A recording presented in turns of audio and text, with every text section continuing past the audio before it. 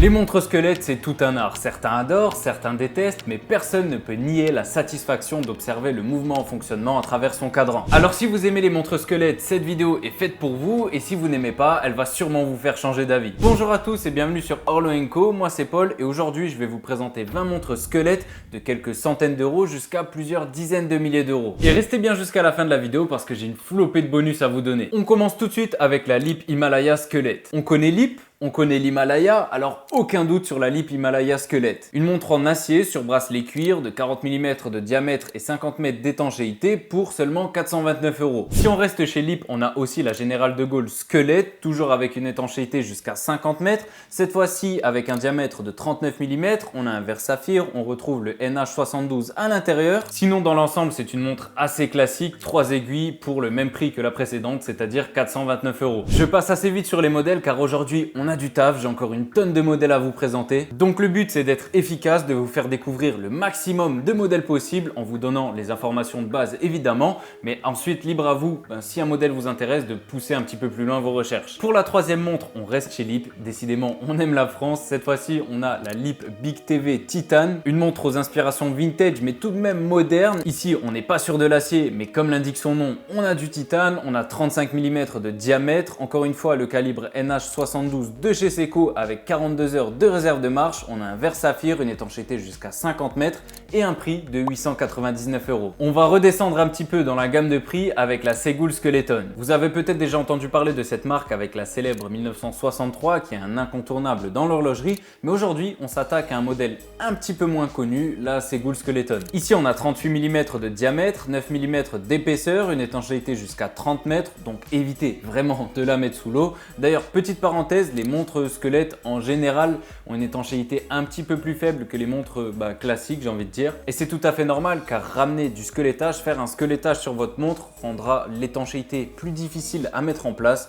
Donc la plupart des montres squelettes n'ont pas une étanchéité de ouf, même s'il existe des exceptions. Sur cette Segoule, on a plutôt un joli mouvement. J'ai l'impression que c'est un petit peu habituel chez Segoule. En tout cas, moi j'aime bien les mouvements. Ils prennent le temps de faire, je sais pas, des petites gravures, des vis bleues, plein de choses qui sont super cool. Encore plus quand on a une montre squelettée, c'est qu'on peut le voir tout simplement ce mouvement. En plus, on a de jolies aiguilles bleuies, une couronne plutôt sympa et pour le prix, on est à seulement 249 euros. Toujours dans des prix raisonnables, on a la Charlie Paris Initial Squelette, une montre très simple de 40 mm de diamètre, 46 mm de corne à corne, une épaisseur de 10,3 mm, un verre saphir. Pour le mouvement, on a un calibre Miyota 8N40 avec 40 heures de réserve de marche. On a pas mal de déclinaisons de couleurs qui existent et pour le prix, on est à 445 euros. Ensuite, on passe à la Napei Skeleton. C'est une montre dont j'ai déjà parlé plusieurs fois. Ici, on a une flopée immense de déclinaisons de couleurs.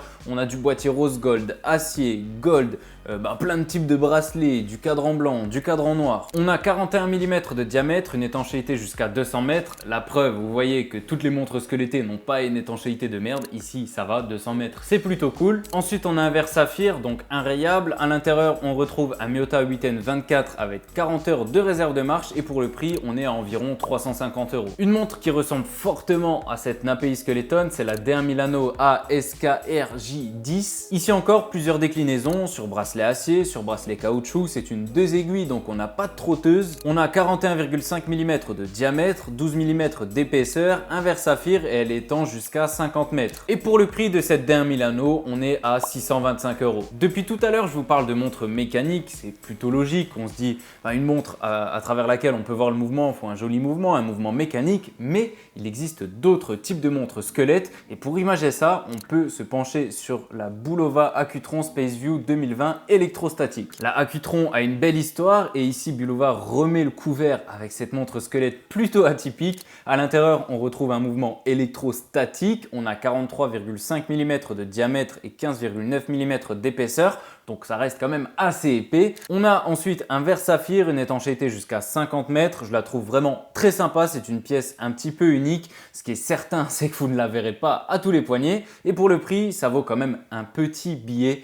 puisqu'on est aux environs des 3600 euros. Si on reste chez Bulova, on a aussi la Bulova Machina Skeleton qui va faire plaisir au gros poignet puisqu'on a 46 mm de diamètre. Pour l'épaisseur, on a 12,6 mm. À l'intérieur, on a encore une fois du Miyota avec le calibre 8N25 26. Pour l'étanchéité, c'est jusqu'à 100 mètres et pour le prix, c'est aux alentours des 500 €. On va maintenant se diriger un petit peu vers la Suisse avec la célèbre maison Tissot et la Tissot Chemin des Tourelles Squelette. Cette fois, on a 42 mm de diamètre, 11,1 mm d'épaisseur, un mouvement non pas automatique mais manuel avec le calibre ETA 6497. On a une étanchéité jusqu'à 50 mètres et un prix d'environ 2000 €. Je viens de me rendre compte que je suis en train de faire une vidéo sur les montres squelettes. Pour l'occasion, j'ai mis une montre squelette, mais je ne vous l'ai même pas encore présentée. Alors ici, on a une Hamilton Jazzmaster Viewmatic Skeleton, référence H324-252-51. C'est une montre au petit diamètre, donc parfait pour les petits poignets puisqu'on a du 36 mm de diamètre.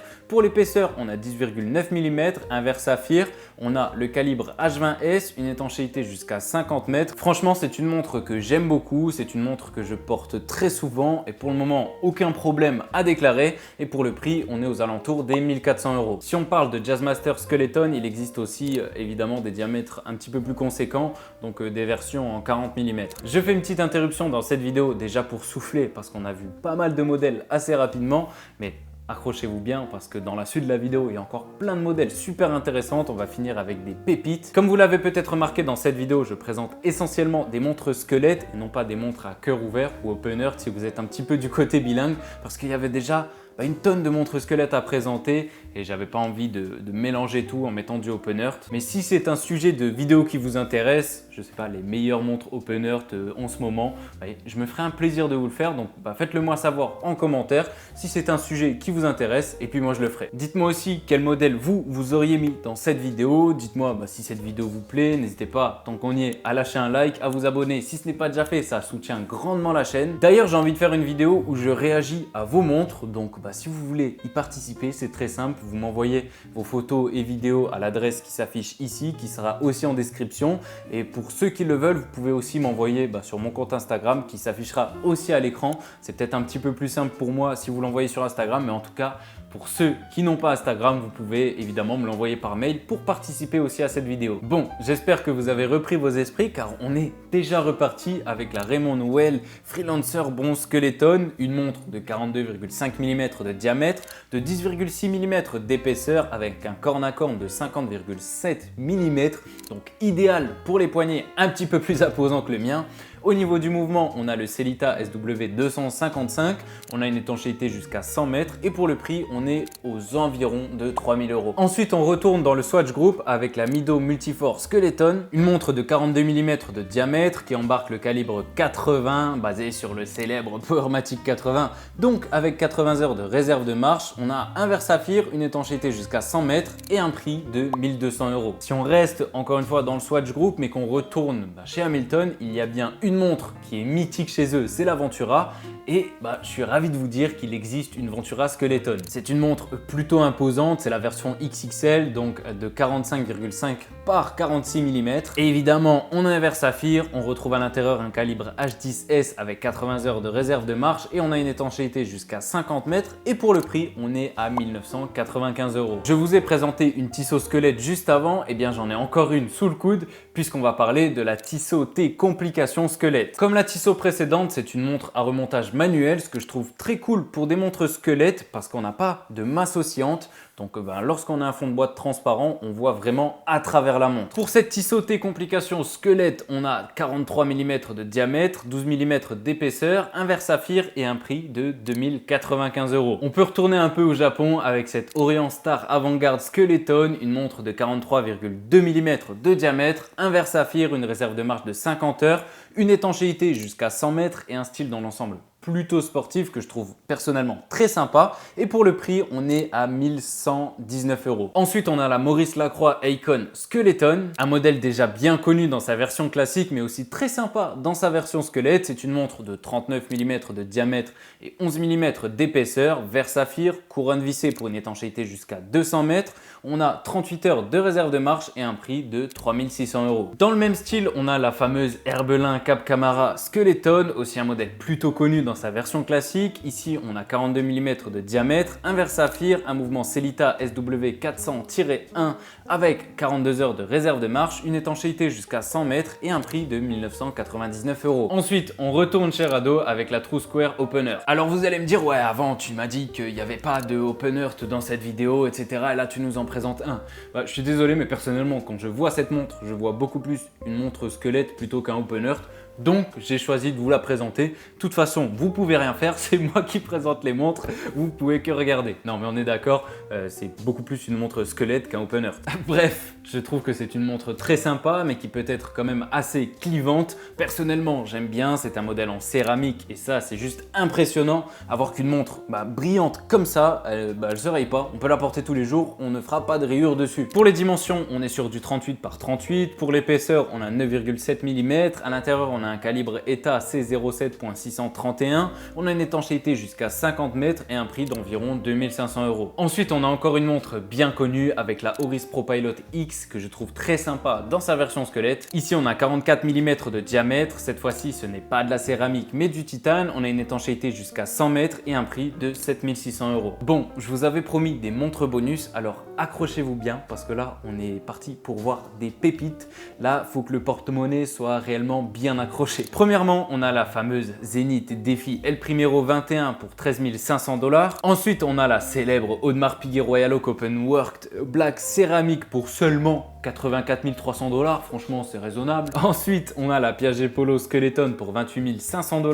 La Bulgari Octofinissimo Skeleton Power Reserve pour 25 500 $. À mes yeux, l'un des Graal ultimes avec cette Vacheron Constantin Overseas Perpetual Calendar Ultra Sign Skeleton pour 130 000 $. Vraiment, cette montre, c'est une pépite, je la trouve juste sublime. Ensuite, encore une montre que j'adore, que je trouve juste magnifique avec cette Cartier Privé Tank asymétrique pour 64 000 $. Cette montre, c'est vraiment la folie. On redescend un petit peu dans la gamme des prix avec la Bell & Ross BR05 Skeleton pour seulement 6 900 $. Ensuite, on a la RGM 801 Skeleton pour 34 200 $. La Maurice Lacroix Masterpiece Skeleton pour 7 400 $. La Chrono Suisse Opus Chronographe pour 11 500 $.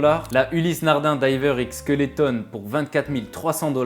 La Jacquet Rose Grande Seconde Skelet One pour 23 600 $. La somptueuse Parmigiani Fleurier Tonda PF Skeleton pour 62 000 francs suisses. La Arnold & Son Time Pyramid pour 44 600 $. La Norkane Wild One Burgundy Limited Edition pour 5 990 $. Et la Tag Heuer Monaco Skeleton pour 10 750 $. Et voilà pour pas mal de montres squelettes. Là, je pense que vous avez de quoi faire. N'hésitez pas à me dire en commentaire vos modèles préférés, à me dire aussi si cette vidéo vous a plu en lâchant un like, en lâchant un commentaire et en vous abonnant si ce n'est pas déjà fait. Moi, je vous dis à dimanche prochain 18h30 pour une nouvelle vidéo sur l'horlogerie. Mais en attendant, n'oubliez pas, prenez soin de vos montres.